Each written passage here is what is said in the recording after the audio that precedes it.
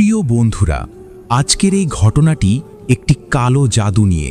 কালো জাদু কতটা ভয়ানক তা বুঝতে পারবেন এই ঘটনাটি শুনলে। চলুন বকবক না করে শুরু করা যাক ঘটনাটি। পৌষের হাড় কাঁপানো শীত, কুয়াশার চাদরে ঢাকা চট্টগ্রাম শহরটা যেন আজ মৃত পুরীর মতো স্তব্ধ। ঘড়ির কাঁটার রাত 11টা ছুঁই ছুঁই। আমি আর সৌরভ জ্যাকেটের কলার উঁচিয়ে রিকশায় করে আয়াত হুজুরের বাসার দিকে যাচ্ছি। হাড় হিম করা বাতাসে সৌরভের দাঁতে দাঁত বাড়ি খাওয়ার শব্দ পাচ্ছি মাঝে মাঝে। ভাই, আজ হুজুর থাকবেন তো এত রাতে? সৌরভের গলায় সন্দেহের সুর। থাকবেন, উনি বলেছিলেন আজ রাতে এক বিশেষ আমল করবেন, তাই জেগে থাকবেন। আর এমন ভুতুড়ে আবহাওয়াতেই তো হুজুরের গল্পের আসর জমে, তাই না? আমি উত্তর দিলাম। হুজুরের বাসার সামনে রিকশা থামল। পুরনো আমলের বাড়িটার চারপাশে বড় বড় গাছগুলো অন্ধকারে দানবের মতো দাঁড়িয়ে আছে। কলিং বেল চাপতেই হুজুর নিজেই দরজা খুললেন। পরনে মোটা চাদর, হাতে তসবি। আমাদের দেখে মুচকি হেসে ভেতরে ডাকলেন। ঘরের ভেতরটা বেশ উষ্ণ।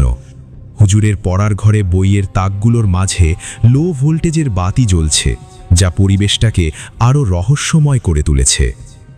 আমরা বসতেই হুজুর বললেন, তোমাদের জন্যই অপেক্ষা করছিলাম। আজ এমন এক ঘটনার কথা মনে পড়ে গেল, যা এই শীতের রাতের চেয়েও শীতল আর অন্ধকার। সৌরভ নড়ে চলে বসল। কি ঘটনা হুজুর? হুজুর একটা দীর্ঘশ্বাস ফেললেন। তার চোখ দুটো যেন অতীতের কোনো এক ভয়ঙ্কর স্মৃতিতে আটকে আছে। তিনি শুরু করলেন, ঘটনাটা প্রায় 10 বছর আগের। তখন আমি কেবল জিন আর কালো জাদু নিয়ে কাজ শুরু করেছি। একদিন বিকেলে আমার কাছে একটি মেয়ে আসে, নাম বাহার। বয়স 26-এর কোঠায় হবে, কিন্তু চোখের নিচে গভীর কালি আর চেহারায় এমন এক আতঙ্কের ছাপ ছিল, যেন সে সদ্য জাহান্নাম থেকে পালিয়ে এসেছে। সে তার জীবনের যে গল্প আনাকে শুনিয়েছিল, তা কোনো সাধারণ দুঃখের কাহিনী নয়। তা ছিল এক সাজানো সুখের সংসারকে তিলে তিলে ধ্বংস করার এক পৈশাচিক পরিকল্পনা। হুজুর একটু থামলেন, তারপর চায়ের কাপে চুমুক দিয়ে বাহার যেভাবে বলল সেইভাবেই বলতে শুরু করলেন। আমার জীবনটা ছিল রূপকথার মতো সাজানো। বাবা, মা আর আমি, আমাদের ছোট্ট সংসার। বাবা ছিলেন একজন আর্কিটেক্ট আর মা গৃহিণী। তাদের দুজনকে দেখলে মনে হতো ভালোবাসার সংজ্ঞা বুঝি এটাই। আমাদের বাড়িতে কখনো উঁচু গলায় কথা হতো না।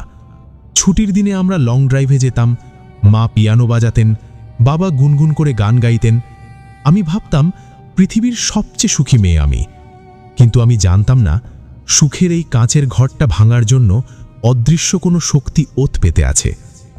সবকিছু বদলাতে শুরু করল এক মঙ্গলবার সন্ধ্যায়। সেদিন বাবা অফিস থেকে ফিরলেন একটু দেরিতে। আমি ড্রয়িং রুমে বসে টিভি দেখছিলাম, মা রান্নাঘরে। কলিং বেলের শব্দে আমি দরজা খুলে দিলাম। বাবাকে দেখেই আমি চমকে উঠলাম। বাবার চুল উস্কো খুস্কো, চোখ দুটো জবা ফুলের মতো লাল, আর কপালে বিন্দু বিন্দু ঘাম, অথচ বাইরে ফুরফুরে বাতাস। বাবা কোনো কথা না বলে, জুতোটাও না খুলে সোজা ডাইনিং টেবিলে গিয়ে বসলেন। মা এক গ্লাস পানি নিয়ে এসে বাবার সামনে রাখলেন। আজ এত দেরি হলো যে, শরীর খারাপ লাগছে?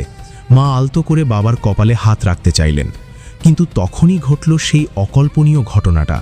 বাবা এক ঝটকায় মায়ের হাতটা সরিয়ে দিলেন। তার শরীরে যেন বিদ্যুৎ খেলে গেল। তিনি চিৎকার করে উঠলেন, সরো আমার সামনে থেকে, আমাকে ছোবে না। মায়ের হাত থেকে পানির গ্লাসটা ছিটকে মেঝেতে পড়ে চূর্ণ বিচূর্ণ হয়ে গেল। ঝনঝন শব্দে পুরো বাড়িটা কেঁপে উঠল। আমি আর মা দুজনেই স্তব্ধ। যে মানুষটা জীবনে কখনো মায়ের সাথে ধমক দিয়ে কথা বলেননি, তিনি আজ কি করছেন? বাবা ওখানেই থামলেন না।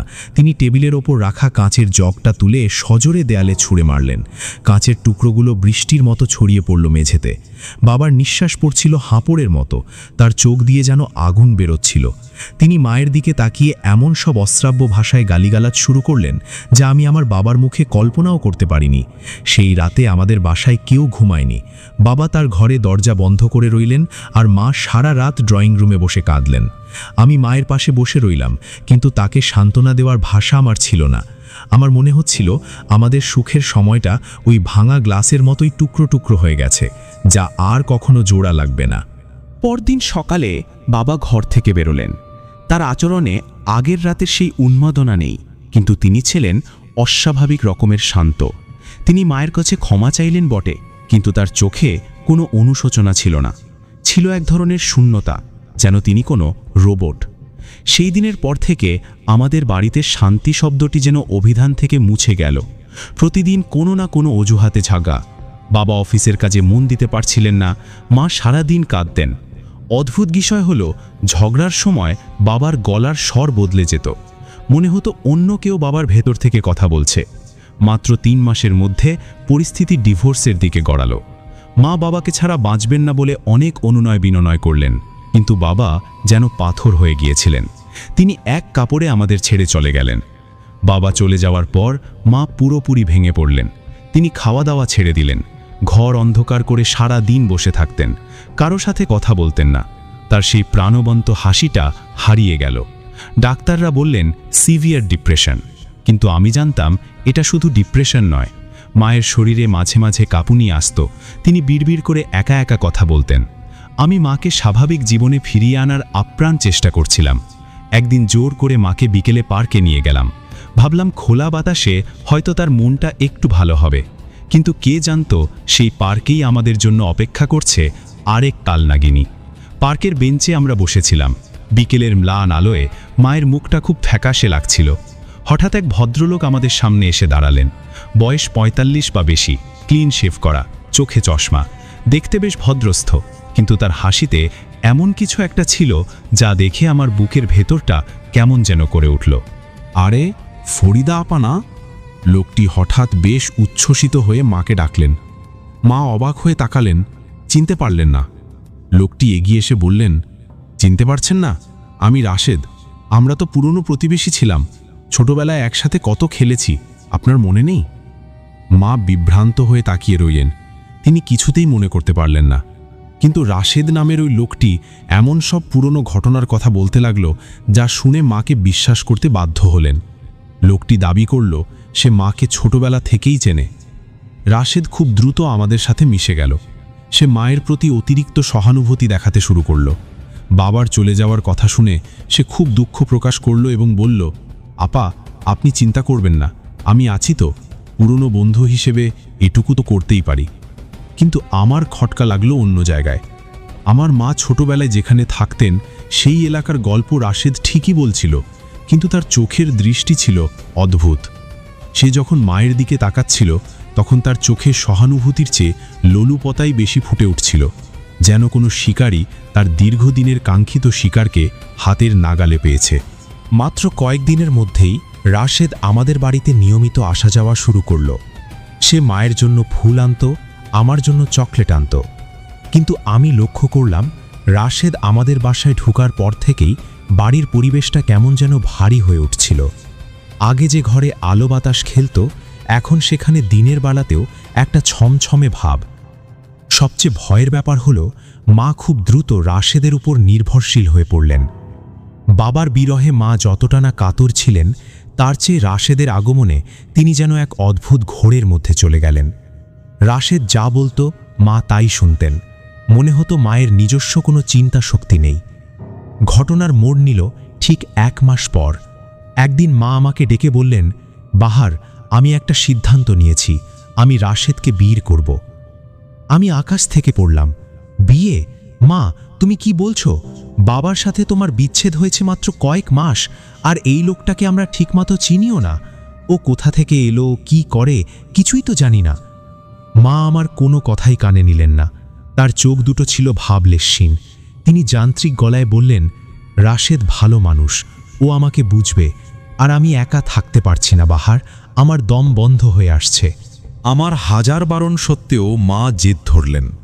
আমাদের আত্মীয় স্বজনরা সবাই ছিছি করতে লাগলো, কিন্তু মা যেন কোনো এক অদৃশ্য সুতোর টানে রাশেদের দিকে এগিয়ে যাচ্ছিলেন। শেষ পর্যন্ত ঘরোয়াভাবে বিয়েটা হয়ে গেল।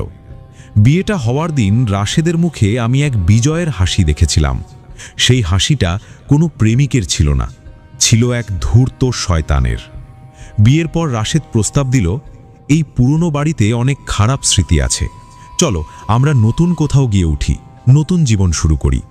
মা রাজি হয়ে গেলেন। রাশেদ নিজেই একটা বাড়ি ঠিক করল, শহরের এক প্রান্তে জনমানবহীন এক নিরিবিলি এলাকায়। বাড়িটা নাকি অনেক সস্তায় পাওয়া গেছে। আমরা যেদিন সেই নতুন বাড়িতে উঠতে গেলাম সেদিন আকাশটা কালো মেঘে ঢেকেছিল। বাড়িটা দেখেই আমার গা শিউরে উঠল। দোতলা পুরনো আমলের বাড়ি, চারপাশ আগাছায় ভরা। দেখলেই মনে হয় বহুকাল ধরে এখানে মানুষের পা পড়েনি। বাড়ির প্রধান ফটকটা ক্যাচ ক্যাচ শব্দ করে খুলল, যেন আমাদেরকে সতর্ক করে দিচ্ছে, ভেতরে যেও না। বাড়ির ভেতরে ঢোকার সাথে সাথে নাকে এলো এক উৎকট গন্ধ। পুরনো বদ্ধ ঘর, ধুলোবালি আর কিসের যেন একটা পচা গন্ধ মিশে আছে বাতাসে। মা অবশ্য কিছুই টের পেলেন না। তিনি রাশেদের হাত ধরে মন্ত্রমুগ্ধের মতো ভেতরে ঢুকলেন। কিন্তু আমি দরজায় পা রাখতেই অনুভব করলাম কেউ যেন আমাকে দেখছে। কোনো এক অন্ধকার কোণ থেকে একজোড়া অদৃশ্য চোখ আমাদের উপর নজর রাখছে। আমি ঘাড় ঘুরিয়ে তাকালাম, কিন্তু কাউকে দেখতে পেলাম না। শুধু সিঁড়ির নিচে অন্ধকারটা যেন একটু বেশি ঘন মনে হলো। রাশেদ আমাদের বলল, তোমরা বিশ্রাম নাও, আমি নিচতলাটা গুছিয়ে নিচ্ছি। সেদিন রাতে আমি আমার ঘরে শুয়েছিলাম। নতুন জায়গা, তাই ঘুম আসছিল না। হঠাৎ রাত 2টোর দিকে আমি করিডোর থেকে একটা আওয়াজ শুনতে পেলাম, খসখস শব্দ। মনে হলো কেউ নখ দিয়ে দেয়াল আঁচড়াচ্ছে। আমি ভয়ে ভয়ে দরজা খুলে উঁকি দিলাম। করিডোরে কেউ নেই, কিন্তু মায়ের ঘরের দরজাটা একটু ফাঁক করা। সেই ফাঁক দিয়ে আমি যা দেখলাম তাতে আমার রক্ত হিম হয়ে গেল। দেখলাম মা বিছানায় বসে আছেন, কিন্তু তিনি ঘুমাচ্ছেন না। তিনি একদৃষ্টে দেয়ালের দিকে তাকিয়ে আছেন আর বিড়বিড় করে কার সাথে যেন কথা বলছেন। আর তার ঠিক পেছনে অন্ধকারের মধ্যে দাঁড়িয়ে আছে রাশেদ। রাশেদ মায়ের দিকে তাকিয়ে নেই, সে তাকিয়ে আছে আমার দিকে। অন্ধকারের মধ্যেও আমি স্পষ্ট দেখলাম রাশেদের চোখ দুটো জ্বলজ্বল করছে। মানুষের চোখ অন্ধকারে এভাবে জ্বলার তো কথা নয়। সেদিন রাতেই আমি বুঝে গিয়েছিলাম আমরা কোনো সাধারণ বাড়িতে আসিনি, আর রাশেদ সে কোনো সাধারণ মানুষ নয়। আমরা এক গভীর ফাঁদে পা দিয়েছি, যেখান থেকে বের হওয়ার রাস্তা হয়তো বন্ধ হয়ে গেছে। এই পর্যায়ে আয়াত হুজুর থামলেন। ঘরের পিনপতন নীরবতায় আমরা শুধু দেয়াল ঘড়ির টিকটিক শব্দ শুনতে পাচ্ছিলাম। হুজুর আমাদের দিকে তাকিয়ে বললেন, এটা ছিল কেবল শুরু। বাহার জানত না আসল বিভীষিকা তখনও তার জন্য অপেক্ষা করছে। সেই নতুন বাড়িতে মাটির নিচে এবং দেয়ালের ওপাশে কি লুকিয়েছিল তা জানার জন্য তাকে আরও অনেক চরম মূল্য দিতে হয়েছিল। সৌরভ উত্তেজিত গলায় বলল, ব্যাপারটা তো অদ্ভুত হুজুর, বাহারের মা এত তাড়াতাড়ি রাজি হয়ে গেলেন, ব্যাপারটা কেমন যেন লাগছে আমার। আমি বললাম, আসলেই। আর হুজুর, বাহারের কথায় এমন মনে হচ্ছে তার মা যেন কারো বসে চলে গিয়েছিল। আসলেই কি তাই? হুজুর মুচকি হাসলেন, বললেন, অনেক কিছুই হতে পারে আরিয়ান। মহাবিশ্বের এমন অনেক কিছু আছে যা আমাদের অজানা। সেই সাথে এমন অনেক সত্তার অস্তিত্ব আছে যা আমরা কল্পনাও করতে পারি না। তোমরা ভাবতে থাকো কি কি হতে পারে। সৌরভ কাপা গলায় জিজ্ঞেস করল, তারপর কি হলো হুজুর? হুজুর থামলেন। জানালার বাইরে বাতাসের শোঁ শোঁ শব্দটা বাড়ল। মনে হলো কোনো অদৃশ্য শক্তি জানালার কাছে আঁচড় কাটছে। হুজুর সেদিকে একবার তাকিয়ে আবার আমাদের দিকে ফিরলেন। তার চোখে মুখে চিন্তার ভাঁজ। বাহারের জীবনে সেই নতুন বাড়িতে ওঠার পর থেকে যে এক বিভীষিকা শুরু হলো তা কোনো সাধারণ ভৌতিক ঘটনা ছিল না। ওটা ছিল এক পরিকল্পিত মানসিক এবং আধ্যাত্মিক নির্যাতন। হুজুর আবার বাহার যেভাবে বলেছে সেভাবেই বলতে শুরু করলেন। সেই নতুন বাড়িতে ওঠার 1 সপ্তাহও পার হয়নি, কিন্তু এর মধ্যেই মনে হতে লাগলো আমরা যেন এক ভিন্ন জগতে আটকা পড়েছি। বাড়ির দেয়ালগুলো কেমন যেন সবসময় স্যাঁতস্যাঁতে হয়ে থাকে। ঘর মুছলেও এক ধরনের ভ্যাপসা গন্ধ যায় না। আর সবচেয়ে বড় পরিবর্তনটা এলো মায়ের মধ্যে। যে মা আগে ভোরবেলা উঠে গুনগুন করে গান গাইতেন, তিনি এখন বেলা 12টা পর্যন্ত বিছানা ছেড়ে উঠতে চান না। তার শরীরটা দিন দিন শুকিয়ে কাঠ হয়ে যাচ্ছিল। সারাদিন তিনি বমি করতেন, কিন্তু সেই বমি স্বাভাবিক ছিল না, কেমন যেন কালো রঙের, আর তাতে রক্তের ছিটে ফোঁটা থাকত। আমি মাকে ডাক্তারের কাছে নিয়ে গেলাম। ডাক্তার সব পরীক্ষা করলেন। রিপোর্ট দেখে তিনি অবাক। মিস বাহার, আপনার শরীরে তো কোনো রোগ নেই, তার ভাইটাল সাইন্স সব নর্মাল, শুধু একটু দুর্বলতা আছে। হয়তো নতুন পরিবেশ বা মানসিক চাপের কারণে এমন হচ্ছে। ডাক্তারের কথায় আমি আশ্বস্ত হতে পারলাম না, কারণ আমি নিজের চোখে মাকে ক্ষয় হতে দেখছিলাম। রাশেদ অবশ্য এসব নিয়ে মোটেও চিন্তিত ছিল না। সে বলতো, আরে ডিভোর্সের ধকল তো কম যায়নি, একটু সময় দাও, সব ঠিক হয়ে যাবে। আমার বাবা একজন বড় হুজুর ছিলেন, আমি কিছু পানি পড়া এনে দেব, দেখবে জাদুর মতো কাজ হবে। রাশেদ প্রতিদিন রাতে মাকে এক গ্লাস পানি খেতে দিত, বলতো দোয়া পড়া পানি। মা সেই পানি খাওয়ার পরই যেন আরও বেশি নিস্তেজ হয়ে পড়তেন, গভীর ঘুমে তলিয়ে যেতেন আর ঘুমের মধ্যে গোঙাতেন। তবে পরের ঘটনাটা ঘটল এক মেঘলা দুপুরে। সেদিন রাশেদ বাসায় ছিল না, মা রান্নাঘরে ছিলেন। আমি আমার ঘরে বসে ল্যাপটপে কাজ করছিলাম। হঠাৎ রান্নাঘর থেকে মায়ের একটা অদ্ভুত গুনগুন শব্দ কানে এলো। মা কোনো সুর ভাজছেন না, একঘেয়ে সুরে বিড়বিড় করছেন। আমি কৌতূহলী হয়ে রান্নাঘরের দিকে গেলাম। দরজায় দাঁড়িয়ে যা দেখলাম তাতে আমার পায়ের নিচের মাটি সরে গেল। রান্নাঘরটা অন্ধকার, জানালার পর্দা টানা। মা মেঝেতে বসে আলু ছিলছেন, তার সামনে বিশাল এক গামলা আলু। তিনি এক মনে আলু ছিলেই যাচ্ছেন আর খোসাগুলো চারপাশে ফেলছেন। আলু ছিলতেই পারেন, তাতে সমস্যা নেই, কিন্তু সমস্যা হলো আলুর স্তূপে। আমি কাছে গিয়ে দেখলাম মা যেসব আলু ছিলছেন সেগুলো সাধারণ আলু নয়। প্রতিটি আলু পচা, গলিত এবং কুচকুচে কালো। আলুর ভেতর থেকে কালো রঙের রস গড়িয়ে মেঝেতে পড়ছে, আর সেখান থেকে বেরোচ্ছে সেই পরিচিত উৎকট পচা গন্ধটা। পোকা কিলবিল করছে আলুর গায়ে, অথচ মায়ের সেদিকে কোনো খেয়াল নেই। তিনি যেন কোনো ঘোরের মধ্যে আছেন। তার চোখ দুটো ঘোলাটে, হাতের নড়াচড়া যান্ত্রিক। তিনি পচা আলুগুলো ছিলে ছিলে একটি পরিষ্কার বাটিতে রাখছেন, যেন এগুলো দিয়েই রান্না করবেন। মা! আমি চিৎকার করে উঠলাম। আমার চিৎকারে মায়ের ঘোর ভাঙল।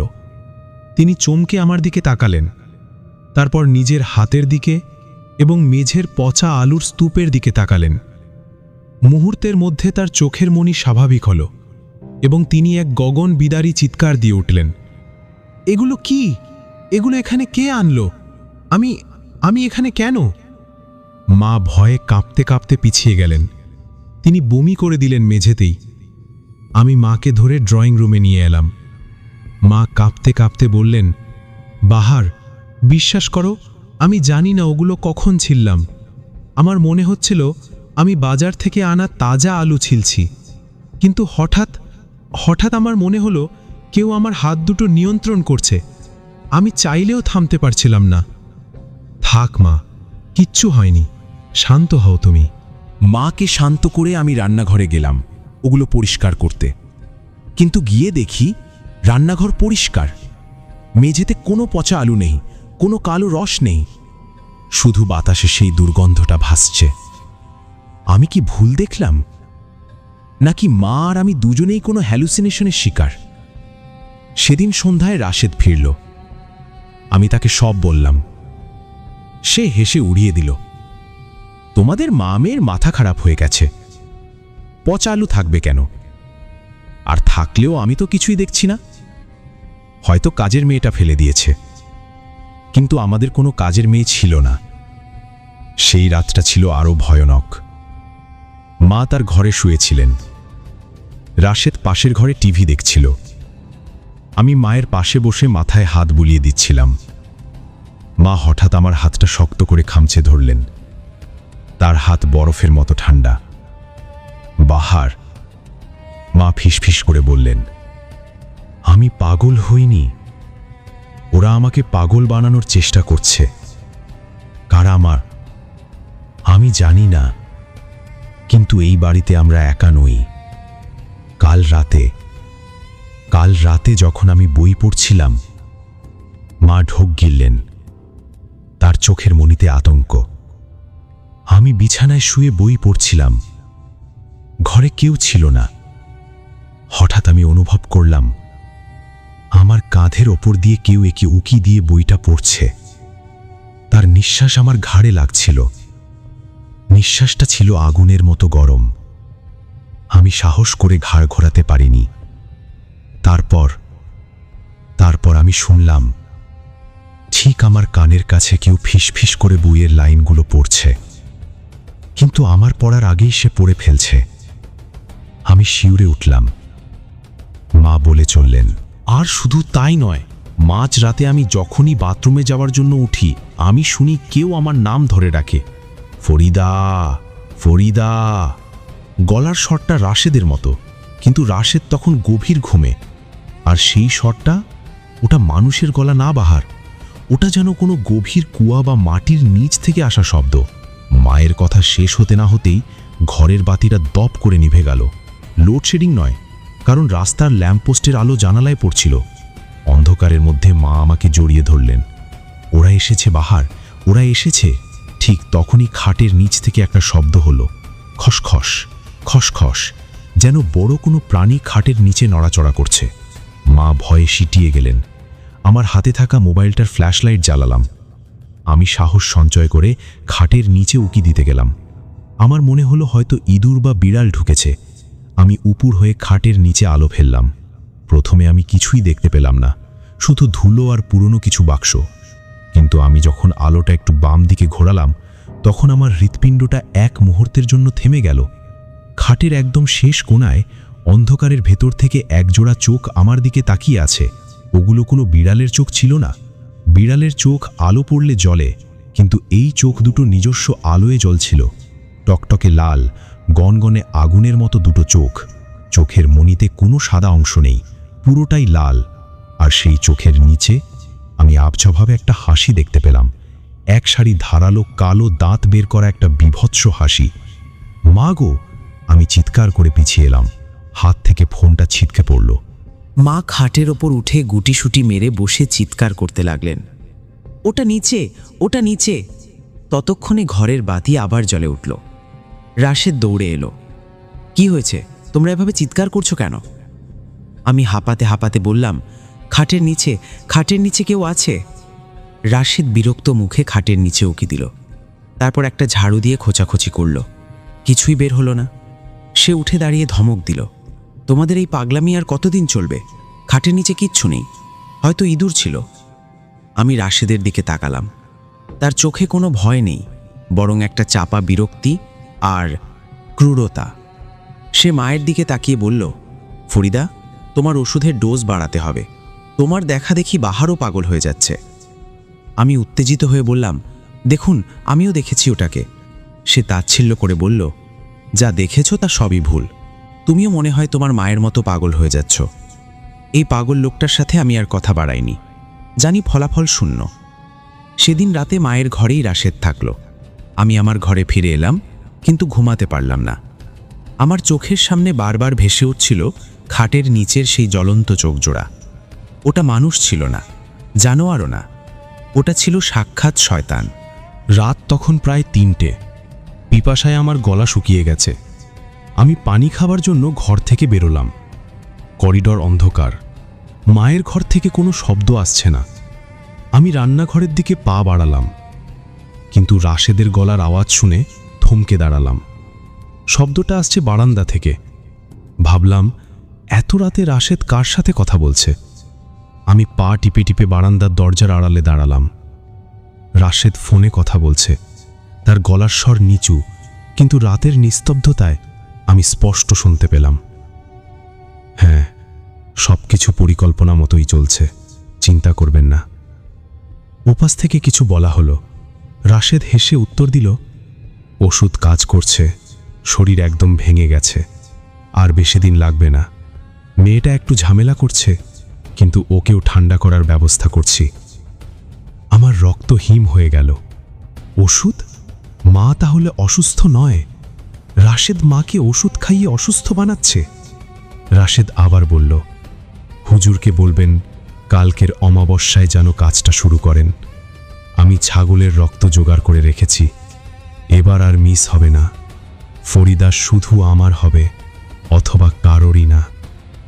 ফোন রেখে রাশেদ একটা সিগারেট ধরালো। দেশলাইয়ের আলোয় আমি তার মুখটা এক মুহূর্তের জন্য দেখলাম। সেই মুখে কোনো মায়া নেই, আছে এক পৈশাচিক জিঘাংসা। আমি বুঝে গেলাম, আমরা কোনো সাধারণ পারিবারিক কলহে নেই, আমরা এক ভয়ঙ্কর কালো জাদুর ঘেরাটোপে আটকা পড়েছি।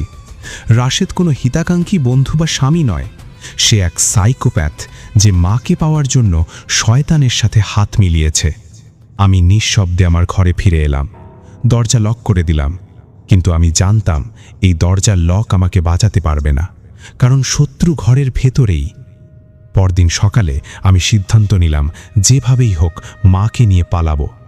কিন্তু আমি জানতাম না রাশেদ আমার পালানোর পথ আগেই বন্ধ করে রেখেছে।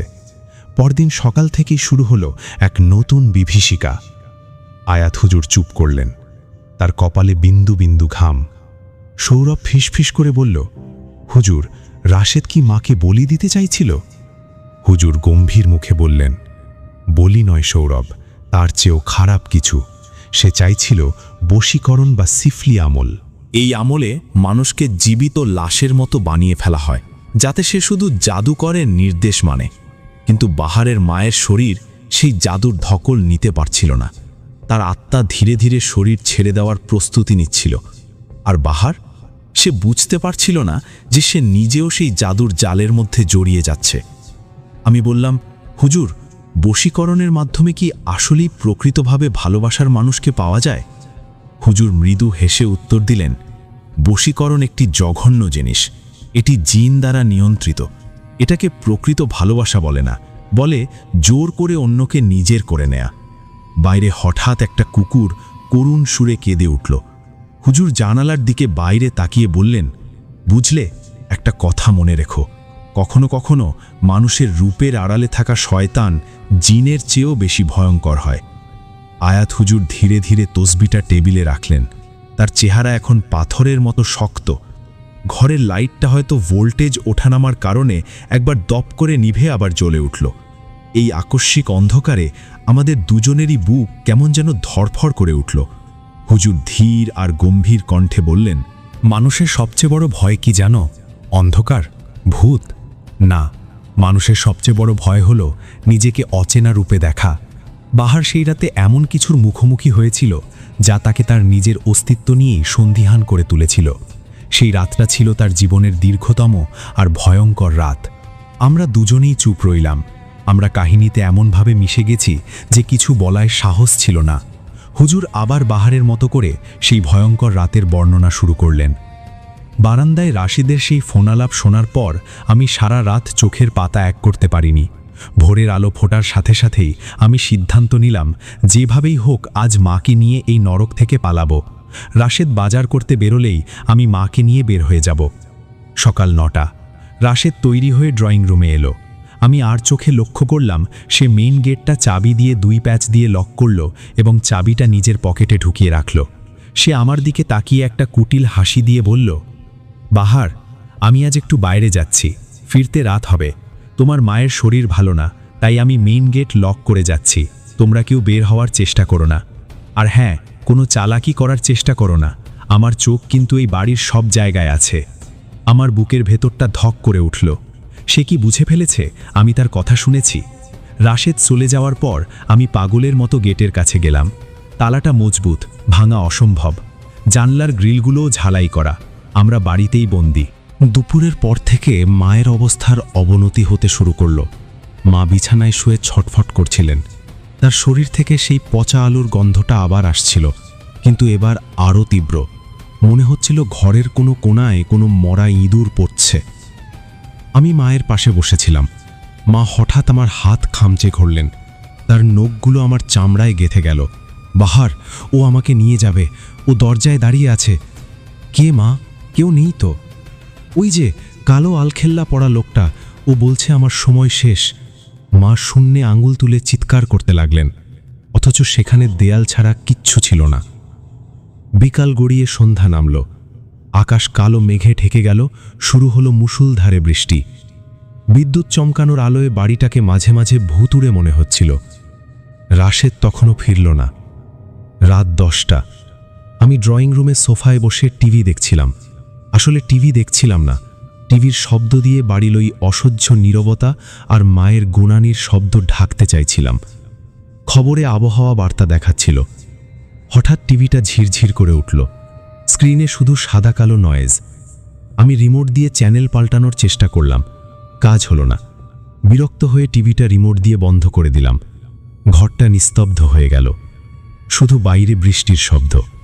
কিন্তু ঠিক 5 সেকেন্ড পর টিভিটা একা একাই চালু হয়ে গেল। রিমোটটা আমার হাতে, আমি তো পাওয়ার বাটন চাপিনি, কিন্তু টিভি চালু হলো কেমনে? এদিকে টিভির ভলিউম নিজে নিজেই বাড়তে শুরু করলো। সেই ঝিরঝির শব্দটা এখন কানে তালা লাগিয়ে দিচ্ছে। আমি ভয় পেয়ে উঠে গিয়ে মেইন সুইচ থেকে টিভির প্লাগ খুলে দিলাম। টিভি বন্ধ হলো। আমি হাফ ছেগে বাঁচলাম।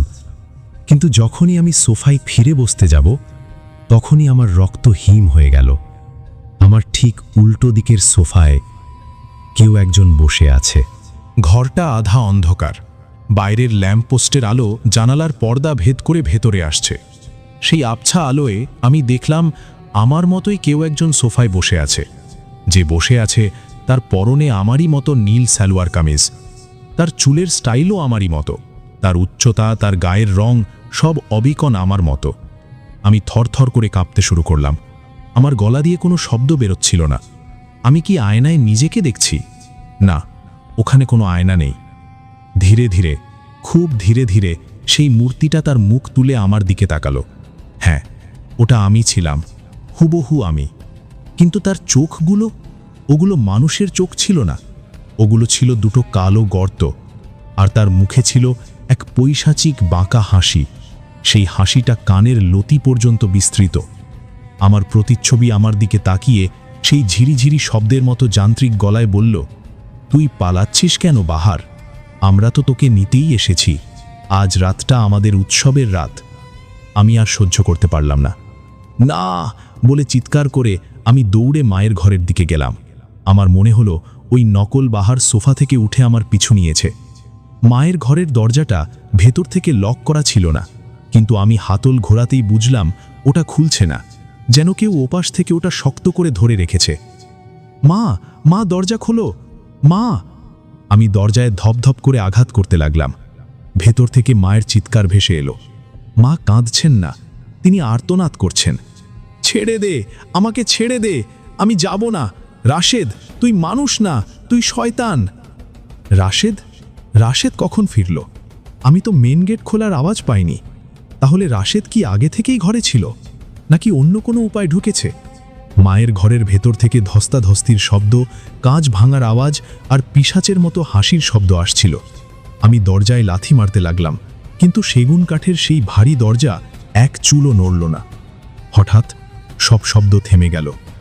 পিন পতন নীরবতা। আমি দরজায় কান পাতলাম। ভেতর থেকে মায়ের একটা ফিসফিসানি ভেসে এলো।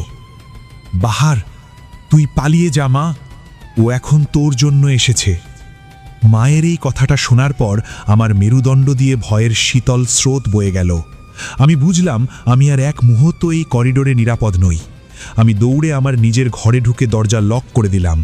দরজার পেছনে পড়ার টেবিলটা টেনে এনে রাখলাম। আমি আমার ঘরের জানালার কাছে গেলাম। বৃষ্টির তোর আরও বেড়েছে। আমি জানালার পর্দা সরিয়ে বাইরে তাকালাম, যদি কাউকে দেখা যায়, যদি সাহায্যের জন্য কাউকে ডাকতে পারি। জানালার ওপাশে, রাস্তার ওপারে একটা ল্যাম্পপোস্টের নিচে কেউ দাঁড়িয়েছিল। এত রাতে এই দুর্যোগপূর্ণ আবহাওয়ায় কেউ রাস্তায় থাকার কথা নয়। আমি ভালো করে তাকালাম। একটা অস্বাভাবিক লম্বা ছায়া মূর্তি, উচ্চতা অন্তত 7 ফুটের বেশি হবে। তার শরীরটা কালো ধোয়ার মতো। সে বৃষ্টির মধ্যে ভিজছে না, বৃষ্টি যেন তার শরীর ভেদ করে নিচে পড়ছে। সে আমাদের বাড়ির দিকে, সোজা আমার জানালার দিকে তাকিয়ে আছে। তার মুখ দেখা যাচ্ছে না, কিন্তু আমি অনুভব করলাম সে আমাকে দেখছে। সে জানে আমি এখানে আছি। হঠাৎ সেই ছায়ামূর্তিটা হাত তুলল এবং আমার দিকে ইশারা করল পেছনে তাকাতে। আমি কেন তার ইশারা মানলাম জানি না। আমি মন্ত্রমুগ্ধের মতো জানালার কাছ থেকে সরে পেছনে তাকালাম, আমার ঘরের দিকে। আমার ঘরে একটা পুরনো আমলের বিশাল কাঠের আলমারি ছিল। ওটা আমি ব্যবহার করতাম না। ওটায় মায়ের কিছু পুরনো শাড়ি আর কাঁথা রাখা ছিল। আলমারিটা ঘরের এক কোণায় অন্ধকারের মধ্যে রাখা ছিল। হঠাৎ আলমারির ভেতর থেকে একটা শব্দ হলো, ঠুক ঠুক ঠুক। কেউ ভেতর থেকে কেউ আলমারির দরজায় টোকা দিচ্ছে, খুব ধীর, খুব ছন্দময় টোকা।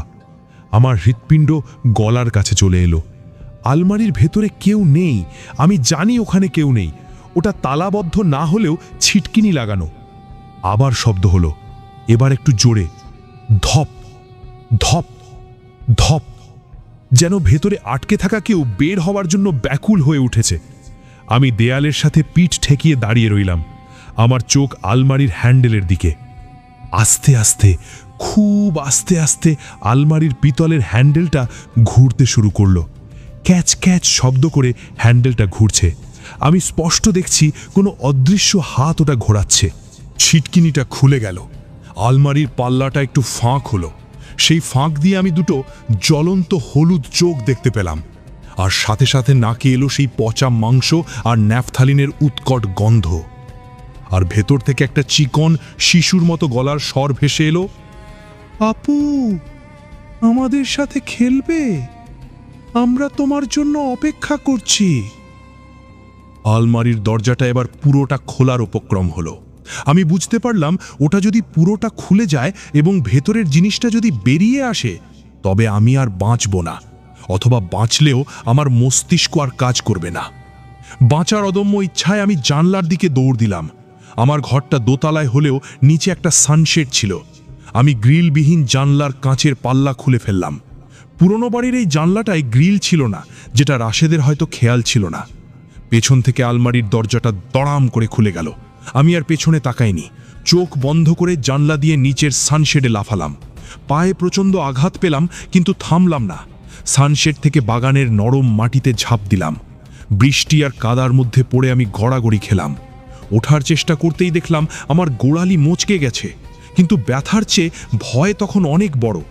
আমি খুঁড়িয়ে খুঁড়িয়ে গেটের দিকে গেলাম না, কারণ আমি জানতাম গেট বন্ধ। আমি বাড়ির পেছনের দেয়াল টপকানোর চেষ্টা করলাম। দেয়ালটা নিচু ছিল, কোনো রকমে দেয়াল টপকে রাস্তায় পড়লাম। রাস্তায় নেমেই আমি দৌড়াতে শুরু করলাম। আমি জানি না আমি কোথায় যাচ্ছি, আমি শুধু জানি ওই অভিশপ্ত বাড়ি থেকে আমাকে অনেক দূরে যেতে হবে। বৃষ্টির ঝাপটায় আমার চোখ মুখ ভিজে যাচ্ছে, কিন্তু আমি থামছি না। আমার মনে হচ্ছিল ওই লম্বা ছায়ামূর্তিটা আমার পিছু নিয়েছে। আমি আমার পেছনে ভারী পায়ের শব্দ শুনতে পাচ্ছিলাম, ধূপ ধাপ, ধূপ ধাপ। রাস্তার মোড়ে আসতেই আমি একটা গাড়ির হেডলাইটের আলো দেখলাম। আমার বাবা, মানে বাবার বন্ধু রফিক চাচা মাঝে মাঝে আমাদের বাসায় আসতেন। তিনি গাড়ি নিয়ে কোথাও যাচ্ছিলেন। আমি গাড়ির সামনে ঝাঁপিয়ে পড়লাম। চাচা, বাঁচান, আমাকে বাঁচান। রফিক চাচা গাড়ি থামিয়ে বেরিয়ে এলেন। বাহার, তুমি এই অবস্থায়? কি হয়েছে মা? আমি তার পা জড়িয়ে ধরে বললাম, চাচা, আমাকে নিয়ে চলুন। রাশেদ মাকে মেরে ফেলবে, ও শয়তান, আমার ঘরে জিন। রফিক চাচা আমাকে তুলে গাড়িতে বসালেন। তিনি আমাকে শান্ত করার চেষ্টা করলেন। শান্ত হও মা, আমি আছি, চলো আমার বাসায় চলো, আজ রাতটা ওখানেই থাকো। আমি গাড়ির সিটে এলিয়ে পড়লাম। শরীর আর চলছে না। গাড়ির উষ্ণতায় আমার চোখ বুজে এলো। আমি ভাবলাম, যাক, আমি বেঁচে গেছি, আমি নিরাপদ। কিন্তু আমি জানতাম না শয়তানের জাল কত দূর বিস্তৃত হতে পারে। আমি জানতাম না যে আমি আসলে বাঘের গুহা থেকে বেরিয়ে কুমিরের নদীতে ঝাঁপ দিয়েছি। আয়াত হুজুর থামলেন। অনেকক্ষণ কথা বলতে বলতে গলা একদম শুকিয়ে গেছে। দাঁড়াও, একটু পিপাসাটা মিটিয়ে নিই। তিনি এক গ্লাস পানি খেলেন। সৌরভের মুখটা ভয়ে সাদা হয়ে গেছে।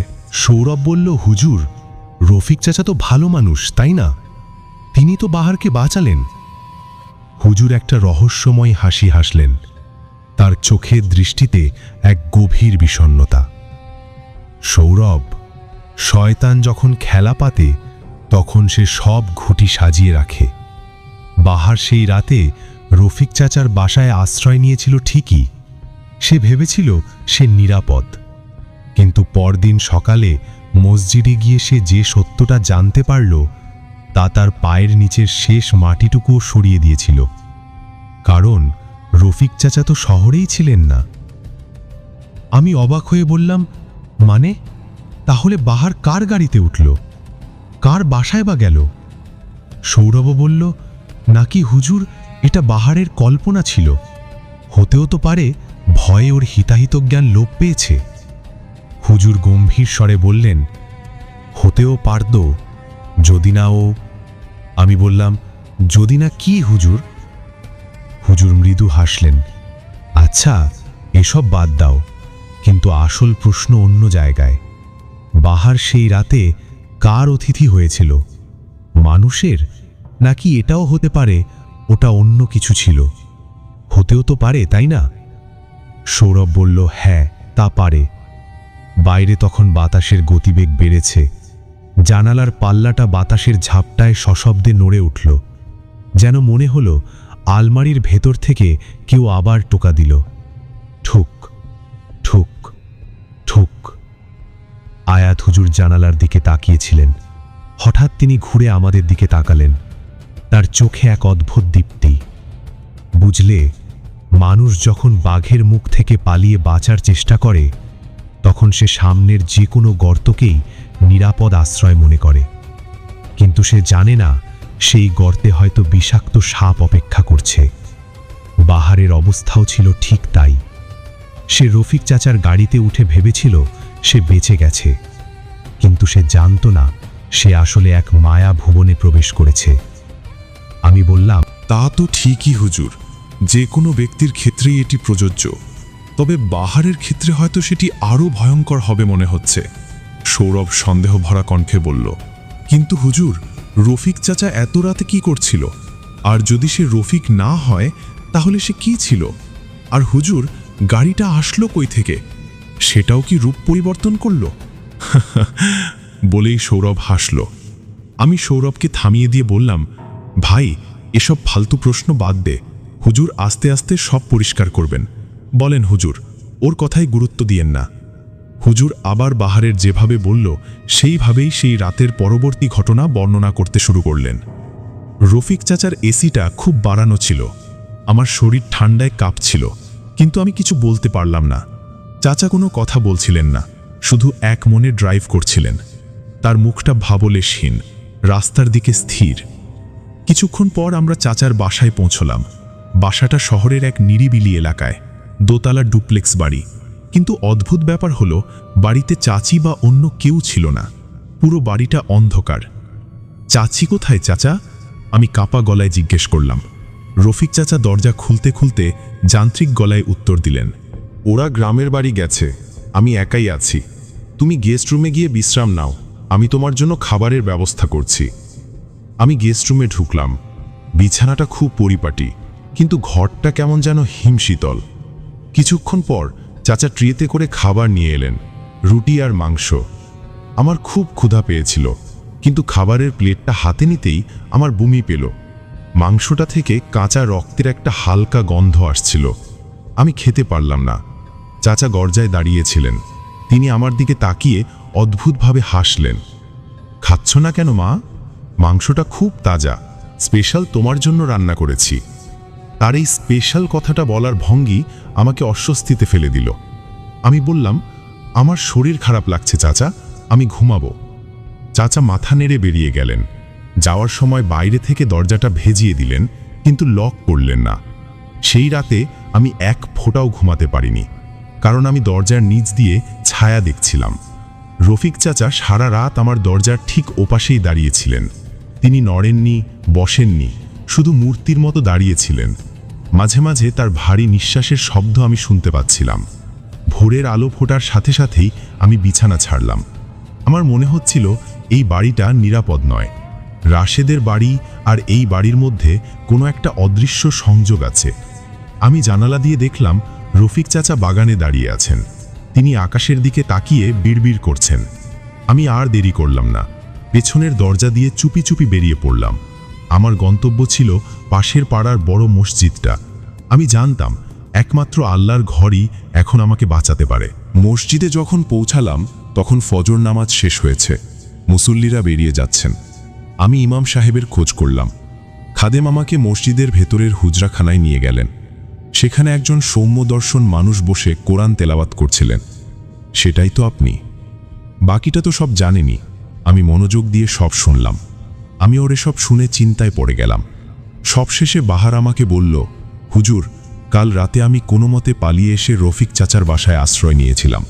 উনি আমাকে বাঁচিয়েছেন, কিন্তু ওনার আচরণও আমার কাছে স্বাভাবিক মনে হচ্ছে না। আমার খুব ভয় করছে হুজুর। আমি চমকে ওর দিকে তাকালাম। বললাম, কার বাসায় ছিলে বললে? রফিক সাহেব, যিনি কন্ট্রাক্টরি ব্যবসা করেন। জি হুজুর, উনি আমার বাবার বন্ধু। আমি কয়েক মুহূর্ত স্তব্ধ হয়ে ওর দিকে তাকিয়ে রইলাম। তারপর আমি পকেট থেকে ফোন বের করে রফিককে একটা কল দিলাম। লাউড স্পিকারে দিলাম, যেন বাহারও শুনতে পায়। ওপাশ থেকে রফিকের গলা ভেসে এলো, আসসালামু আলাইকুম হুজুর, বলুন। ওয়ালাইকুম আসসালাম। কেমন আছেন রফিক সাহেব? ওমরা কেমন হলো? বাহার যেন আতকে উঠল, অবাক হয়ে বলল, ওমরা? ফোনের ওপাশ থেকে রফিক উৎফুল্ল গলায় বললেন, আলহামদুলিল্লাহ হুজুর, আল্লাহর অশেষ রহমতে খুব সুন্দরভাবে ওমরা পালন করলাম। মক্কা শরীফে এখন অনেক ভিড়, আমি তো আরও 1 সপ্তাহ পর ফিরব। কেন হুজুর, কোনো দরকার ছিল? আমি বাহারের দিকে তাকালাম। সে এমন ভাব করল যেন মনে হলো তার পায়ের নিচ থেকে পৃথিবীটা সরে যাচ্ছে। না রফিক সাহেব, তেমন কিছু না, সাবধানে থাকবেন, দোয়া করবেন। আমি ফোনটা কেটে দিলাম। আমি বাহারের দিকে ঝুঁকে গম্ভীর স্বরে বললাম, মা বাহার, তুমি শুনলে? রফিক সাহেব গত 10 দিন ধরে সৌদি আরবে, তিনি দেশে নেই। বাহার তোতলামি করে বলল, তাহলে কাল রাতে আমাকে গাড়িতে তুলেছিল কে? কার বাসায় আমি ছিলাম? সেই লোকটা কে ছিল হুজুর? আমি একটা দীর্ঘশ্বাস ফেললাম। আমি দেখলাম ওর চোখে আতঙ্কের ছায়া। আমি বললাম, সে মানুষ ছিল না বাহার, সে ছিল মুতাশাক্কিল বা রূপধারী জিন। রাশেদ যে কালো জাদু করেছে তা এতটাই শক্তিশালী যে শয়তানি জিনেরা এখন মানুষের রূপ ধরে তোমাকে বিভ্রান্ত করার চেষ্টা করছে। তারা চেয়েছিল তুমি যেন মসজিদ বা কোনো পবিত্র স্থানে না যাও। তারা তোমাকে ওই বাড়িতে আটকে রেখেছিল যাতে তুমি ভোরের আলো ফোটার আগেই আবার তাদের কাছে ফিরে যাও।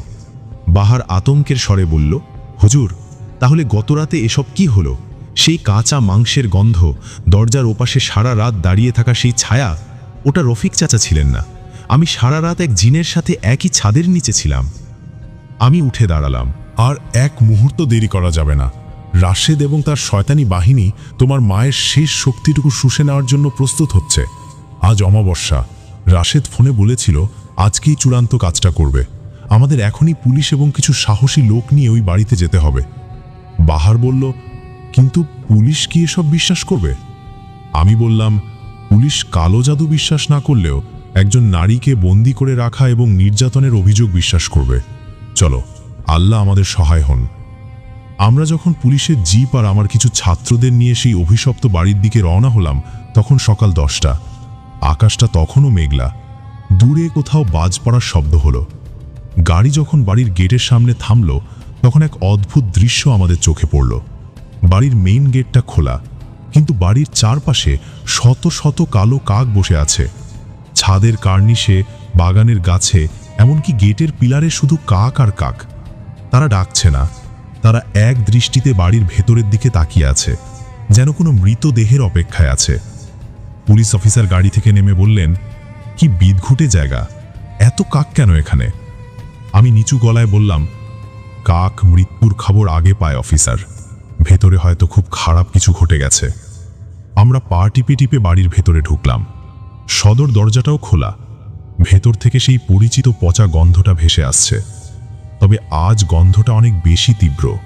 আমরা ড্রয়িং রুম পার হয়ে বাহারের মায়ের ঘরের দিকে এগোলাম। দরজাটা বন্ধ। দরজার নিচ দিয়ে কালো রঙের তরল গড়িয়ে আসছে। পুলিশ অফিসার দরজায় লাথি মারলেন। এক আঘাতেই পুরনো দরজাটা ভেঙে পড়ে গেল। আর ঘরের ভেতরের দৃশ্য দেখে আমাদের সবার, এমনকি পুলিশ অফিসারেরও আত্মা কেঁপে উঠল। এই পর্যায়ে হুজুর থামলেন। তার চোখ বন্ধ। তিনি একটি দীর্ঘশ্বাস নিলেন। সৌরভ অধৈর্য হয়ে বলল, কি দেখলেন হুজুর? ওর মা কি বেঁচে ছিলেন? হুজুর চোখ খুললেন। ওনার দৃষ্টিতে বিষাদ। সেটা ছিল এক নারকীয় দৃশ্য সৌরভ। কালো জাদু মানুষকে কতটা নিচে নামাতে পারে তা আমি সেদিন দেখেছিলাম।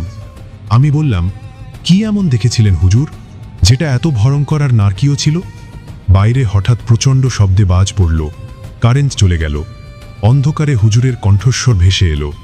কারেন্ট যাওয়াতে হুজুর মোমবাতি জ্বালালেন। হুজুরের ঘরে যখন মোমবাতি জ্বালানো হয়েছে, সেই আলোর মৃদু কম্পনে হুজুরের ছায়াটা দেয়ালে বিশাল আকৃতি নিয়ে কাঁপছে। হুজুর এক দীর্ঘশ্বাস ফেলে পকেট থেকে আতর বের করে হাতে মাখলেন, যেন সেই পুরনো পচা গন্ধটা তার স্মৃতি থেকে মুছে ফেলার চেষ্টা করছেন। হুজুর গম্ভীর স্বরে ডাকলেন, সৌরভ, আরিয়ান। বললেন, মৃত্যু জীবনেরই অংশ, কিন্তু মৃত্যুকে যখন মানুষ জোর করে আটকে রাখতে চায়, তখন তা প্রকৃতির নিয়ম ভেঙে এক বিভৎস রূপ ধারণ করে। আমরা সেদিন সেই ঘরে যা দেখেছিলাম তা কোনো সুস্থ মস্তিষ্কের মানুষ কল্পনাও করতে পারবে না, বুঝলে? আমি বললাম, হুজুর, সেই দৃশ্য কি বেশি বিভৎস ছিল? হুজুর আবার বলতে শুরু করলেন, পুলিশ অফিসার যখন দরজায় লাথি মেরে সেটা ভেঙে ফেললেন, তখন ভেতর থেকে এক ঝলক পচা গন্ধ আমাদের নাকে এসে লাগলো। গন্ধটা এতটাই তীব্র ছিল যে আমাদের সাথে থাকা 2 জন কনস্টেবল তৎক্ষণাৎ নাকে রুমাল চেপে ধরে বমি করে দিল।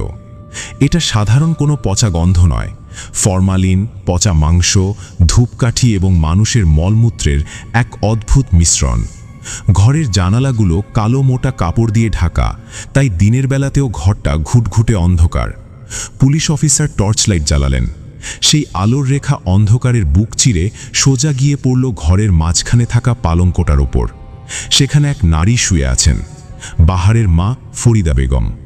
কিন্তু তাকে নারী বলাটা ভুল হবে, তাকে দেখাচ্ছিল হাড়ের ওপর চামড়া জড়ানো এক কঙ্কালের মতো।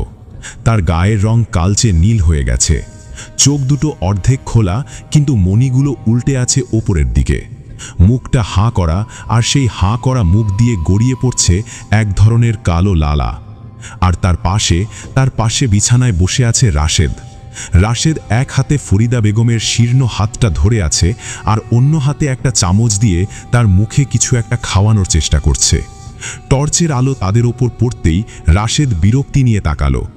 তার চোখে কোনো ভয় নেই, কোনো বিস্ময় নেই, আছে শুধু এক চরম বিরক্তি, যেন আমরা তার একান্ত ব্যক্তিগত মুহূর্তে ব্যাঘাত ঘটিয়েছি।